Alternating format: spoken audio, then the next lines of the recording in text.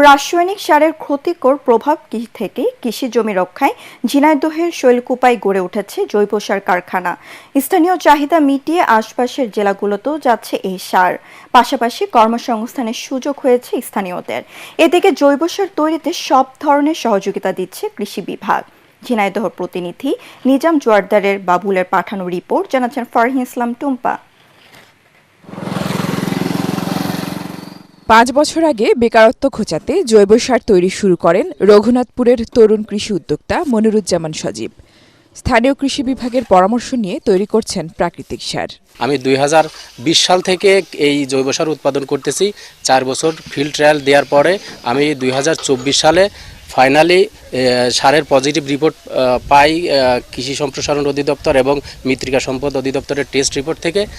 এরপরে আমি বিক্রির জন্য এই সারগুলো সারা বাংলাদেশব্যাপী বিক্রি করতে পারতেছি। ট্রাইকোডার্মা পাউডার, গোবর, আখের গাদ, খৈল, কলাগাছ, কচুরিপানা সহ নানা উপকরণ মিশিয়ে ৪৫ থেকে ৫৫ দিনের মধ্যে তৈরি হয় উৎকৃষ্ট মানের ট্রাইকো কম্পোস্ট। অন্যদিকে গোবর, কলাগাছ ও কচুরিপানা পচিয়ে কেঁচোর শেডে তৈরি হচ্ছে ভার্মি কম্পোস্ট বা কেঁচো সার। নারী পুরুষ সহ ১৫ জন শ্রমিক কাজ করছেন এই কারখানায়। এখানে প্রায় ১৫ জন লোক কাজ করি, এতে ১৫টা সংসার পরিচালিত হয়।